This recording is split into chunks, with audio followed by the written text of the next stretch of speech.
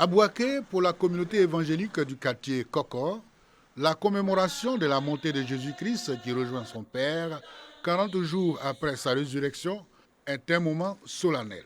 Que le monde puisse comprendre le message de Christ et que son message qui a toujours été l'amour de l'autre, que cela soit un partage dans le cœur de tout un chacun. Je demande à tous les chrétiens et chrétiennes de penser au retour de notre Seigneur Jésus-Christ.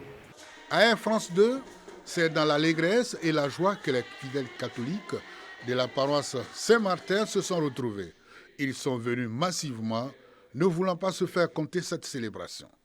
Dans son homélie, le père Éloge Dabiré, vicaire de la paroisse, invite les fidèles à être des modèles en acceptant Dieu et en prônant l'amour. Il est allé nous préparer une demeure dans la maison de son Père. Nous sommes appelés à attendre et à venir demeurer dans la maison du Père, à demeurer dans la maison divine. C'est une grande joie pour moi parce que Dieu m'a donné cette grâce de me réveiller et de venir participer à cette grande messe, à cette solennité. L'Ascension est aussi le moment où le Christ a rencontré ses disciples pour la dernière fois, les invitant à croire que le Christ ressuscité et entré dans la gloire du Père Céleste est un acte de foi.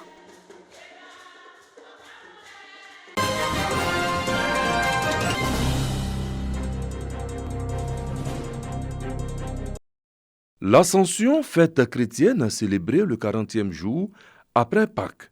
Elle représente la dernière rencontre entre Jésus-Christ et ses disciples avant son élévation.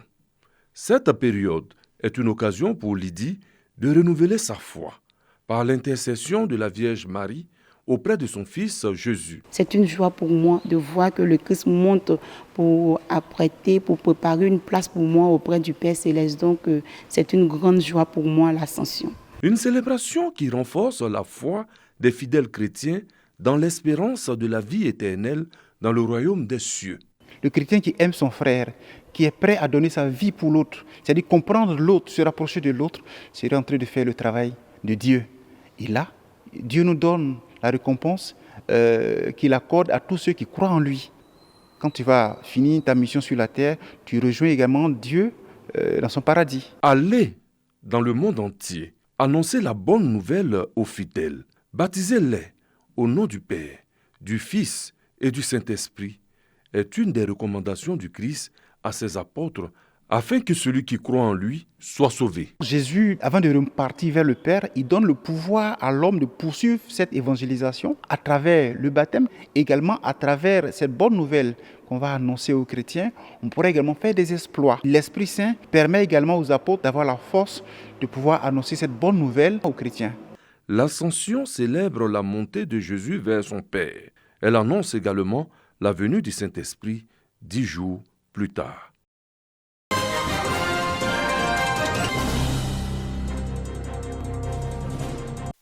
Jacques Assaouré Kounan, ministre de l'Environnement, du Développement durable et de la Transition écologique, est accueilli par la population de Broubrou-Sokura dans la sous-préfecture de Dabakala.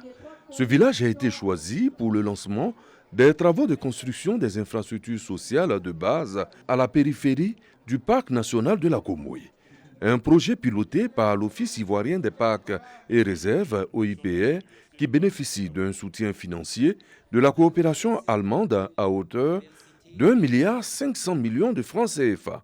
La brillante cérémonie de lancement marque un début de réponse aux préoccupations formulées par les populations en termes d'insuffisance d'infrastructures sanitaires et scolaires. Le ministère en charge de l'environnement, à travers l'Office ivoirien des parcs et réserves, apporte sa contribution à l'amélioration du bien-être des populations. En nom de collaboration allemande, nous essayons de soutenir l'OIPR dans la protection du parc national de Komoué parce que sans la protection de la biodiversité, l'humanité ne peut plus survivre à la longue. Ce sont au total 7 écoles primaires avec un bureau du directeur, 7 cantines scolaires, 6 blocs toilettes de 8 cabines, 19 logements pour instituteurs et infirmiers, 4 maternités, 9 dispensaires et 12 incinérateurs. Sont bénéficiaires 20 villages répartis dans les 3 régions riveraines du parc national de la Komoué. le handball, le tchologo et le bunkani. Nous tenons à dire à l'OIPR notre engagement à leur côté. Nous ne ménagerons aussi aucun effort pour permettre la conservation de cette biodiversité. Pour le gouvernement, la protection des parcs et réserves est l'affaire de tous. Le plus grand du pays, le parc national de la Komoué, doit faire l'objet d'une attention particulière. Toute la biodiversité est importante pour l'homme. Nous devons en prendre soin. C'est pour cela que je voudrais vous inviter à éviter de pénétrer ces parcs. Les parcs sont faits pour être conservés et non pour être détruits. Ce patrimoine naturel commun, qui n'est plus le nôtre, mais qui est un patrimoine mondial. Toutes les infrastructures seront livrées dans 6 mois.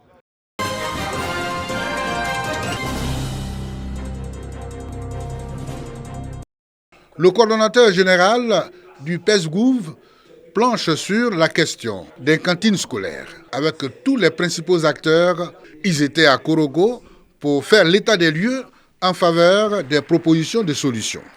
La plupart des budgets sont insuffisants, de telle sorte que les enfants n'arrivent pas à manger tous les jours, ou bien ils arrivent à manger une partie de l'année et le reste de l'année, ils se débrouillent, ce qui crée un problème.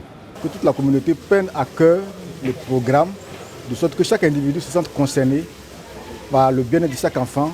Un enfant en situation de décrochage coûte plus cher à l'État qu'un enfant en situation de classe.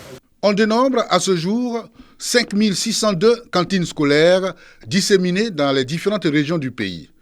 Mais aujourd'hui, du fait du désengagement de certains partenaires de la Côte d'Ivoire, les repas se font rares dans les cantines scolaires de certaines localités. Le bon taux de croissance affiché par la Côte d'Ivoire a fait que certains partenaires estiment que la Côte d'Ivoire n'a plus trop besoin d'être soutenue, de telle sorte qu'aujourd'hui, on paye le prix de notre succès. À l'occasion des travaux de cet atelier, le coordonnateur général du PESGouv n'a pas manqué de communiquer sur sa structure et ses missions.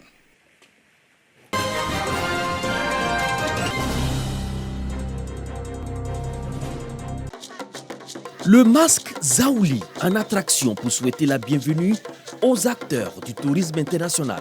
Après la 3e étoile obtenue à l'issue de la CAN 2023, la Côte d'Ivoire continue d'écrire de la plus belle manière son histoire.